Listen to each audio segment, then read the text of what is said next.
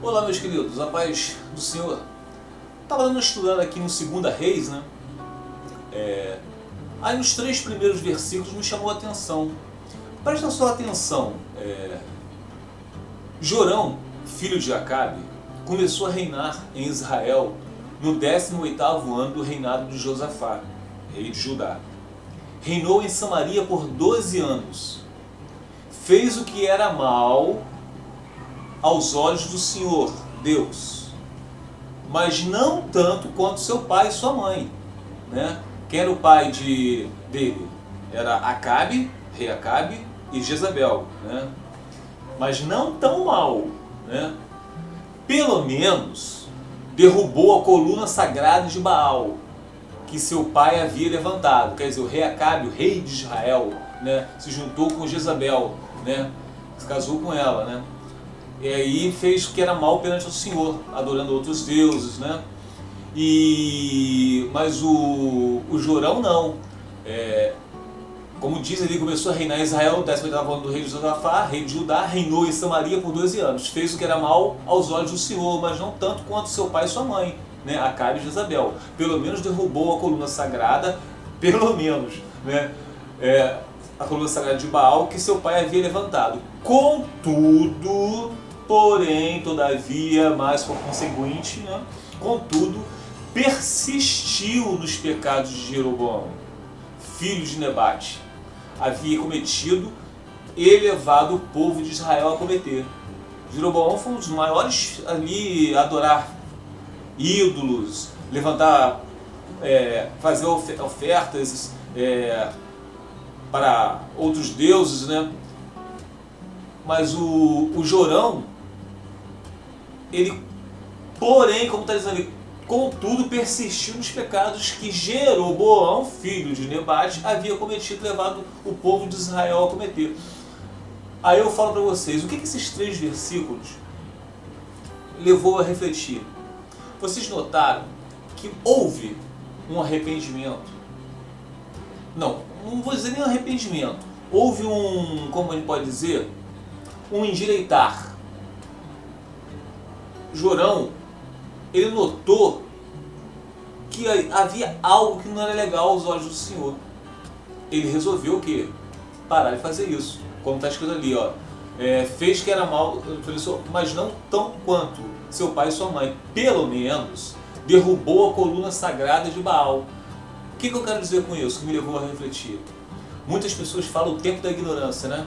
Ah, mas Deus não leva em conta o tempo da ignorância. Sim, não leva, né? Hoje em dia, a gente sabe que a gente andava mal nos caminhos do Senhor, mas hoje eu sei que aquilo é pecado, eu sei que aquilo é errado, me arrependi. Só que quando você se arrepende, você muda, você não persiste no pecado. Vou ler para vocês alguns versículos sobre arrependimento, é pequenininho. Isso está em Atos capítulo 17, versículo 30, preste atenção. Ora, não levou Deus em conta os tempos da ignorância. Agora, porém, notifica aos homens que todos, em toda parte, se arrependam. Notifica. Se arrependeu, teve tempo da ignorância, não sabia que aquilo ali era mal perante o Senhor. Não sabia que aquilo era... Na verdade, a gente sabe quando as coisas são erradas, né? Mas vamos colocar o pecado. Não sabia que isso era pecado. Resolveu, se arrependeu. Se se arrependeu, você faz o quê? Você para de pecar, né? Continuando. Agora vamos para Ezequiel, capítulo 18, versículo 30 a 32. Diz assim: portanto, julgarei cada um de vocês, ó povo de Israel, conforme suas ações. Diz o Senhor soberano: arrependam-se e afastem-se. Olha, gente, ó. Primeiro vocês se arrependam, tá vendo aqui, ó? Primeiro vocês se arrependam-se. E depois que a pessoa se arrepende, faz o quê? E afastem-se dos seus pecados, né? Não está dizendo arrependam-se ou afastem. É uma adição. O e aqui é adição. Arrependam-se e afastem-se dos seus pecados. E não permitam que eles o derrubem. Você lembra quando Jesus falou para aquela mulher que era adúltera, né? aquele que tiver pecado que atira a primeira pedra. Ninguém atirou pedra na adúltera, mas ele chegou, o Senhor Jesus chegou para a mulher e falou: seus pecados foram perdoados, vá e não cometa de novo, para que algo pior não lhe aconteça, né? Não lhe suceda. Então, continuando aqui: deixe toda a sua rebeldia para trás, arrependeu-se, deixe para trás, e não é continuar com ela, e busque um coração novo, tá? Não é continuar com o mesmo coração, e um espírito novo. Por que morrer, ó povo de Israel? Porque a pessoa vai morrer. Arrependeu-se, mas continua no mesmo pecado. Não é meu desejo que morram, diz o Senhor soberano, né? Arrependam-se e vivam, né? Em Tiago, capítulo 4, versículo 8, diz assim: aproxime-se de Deus, e Ele se aproximará de vocês. Lavem as mãos, pecadores, deixe de pecar. Não adianta você se arrepender e continuar com a cara suja, né? Purifiquem o coração, vocês que têm a mente dividida. Por que eu estou falando isso? Tem pessoas que formam família, se divorciam, porque Spurgeon já dizia, né?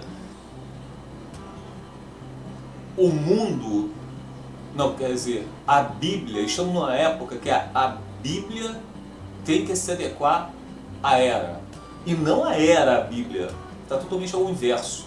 Você vê nesses templos religiosos, seja católicos, protestantes, quer dizer, eu não posso falar muito do catolicismo que eu não conheço, né? Ele não fala aquilo que ele não conhece, mas o protestantismo, o que a gente vê de pastores no segundo, terceiro casamento, aí uma pessoa é divorciada, chega lá, pediu um auxílio ao pastor, e o pastor fala assim: você é nova, você é novo, vão viver a sua vida, escolha um homem de Deus. Dá uma bagunça generalizada. Eu não conhecia a palavra de Deus alguns anos atrás, hoje eu conheço graças ao Senhor, e eu estudo a Bíblia porque esse conhecimento está vindo de Deus, não está vindo de homens, de pastores, não, porque eu não sou seguidor de homem algum, tá? Eu posso perder as amizades que tiver aqui, irmãos da igreja que discordam do que eu estou falando, eu não estou nem aí, que na verdade isso não são amigos, né? São lobos vestindo pele de cordeiro, né? Mas o que eu quero dizer com isso, meus queridos, né?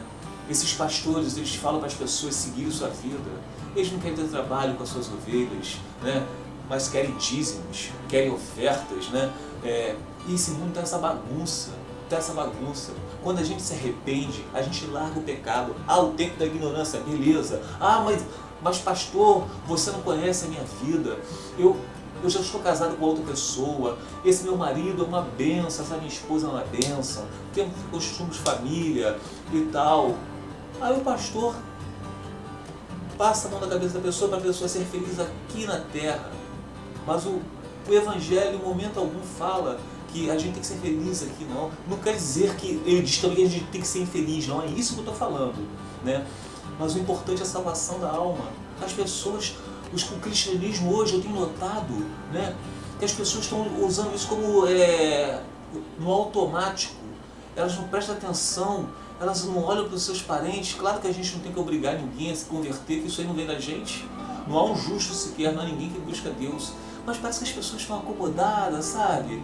Eu estou vendo uma certa empatia, sei lá, falta de interesse, como se realmente colocasse segundo plano. E eles pensam que não estão colocando segundo plano, mas eu tenho notado. Então, uma bagunça generalizada. Então, gente, a pessoa fala que a época da ignorância, tá, na época da ignorância, mas hoje elas sabem. Aquela prática que elas estão fazendo é pecado. É a mesma coisa, vou te dar um exemplo para vocês. Imagina, você chega na igreja fumando. O pastor fala para você: isso faz mal à saúde, em primeiro lugar, né? Tem que ser inteligente, né? Faz mal à saúde. É um vício, né? E não é adequado que se fume, né? Você vai fazer o quê? Você vai parar de fumar, né? E se você continua a fumar na igreja? Imagina todos os cristãos dentro da igreja fumando. Sabe o que eu falei do cigarro? Esse cigarro é o segundo casamento. A igreja está assim. A maioria dos cristãos estão fumando. Estão no segundo, terceira aliança. Você está entendendo? Uma comparação. Vocês entenderam a comparação que eu fiz? É assim que está a igreja de hoje. Por isso que esse versículo aqui, o 2 Reis capítulo 3, esses 3 primeiros versículos, me levou a entender. Jorão, filho de Acabe, começou a reinar, né? E fez mal perante o Senhor, mas não tanto quanto. Quer dizer, ele em parte tirou algo que o Senhor detestava, mas continuou com a adoração a ídolos, continuou fazendo o que era mal perante o Senhor. A mesma coisa são essas pessoas que estão na segunda aliança. Meus filhos, se arrepender é largar o pecado, é largar o osso, entendeu? Mas eu sei que isso não vem da gente. A única coisa que eu falo, orem. Não é orar o pastor não, tá, gente? Ora a Deus que te dê conhecimento, ora a Deus para poder ensinar o caminho correto, tá? Eu sei que é difícil, Seria muito fácil quando hoje, porque em momento algum eu busquei a Deus. Foi Deus que me libertou das minhas algemas do pecado. Falar, é muito fácil. Eu sei que não é fácil. Como a palavra diz, não há um justo sequer. Não há ninguém. Ninguém que busca a Deus. Todos se extraviaram. Então, que eu falo a vocês, o conselho, orem e peçam a Deus que faça com que vocês descubram a verdade, que sejam libertos por Ele. Só há um caminho, o caminho é Jesus Cristo, tá bom? Fique com Deus.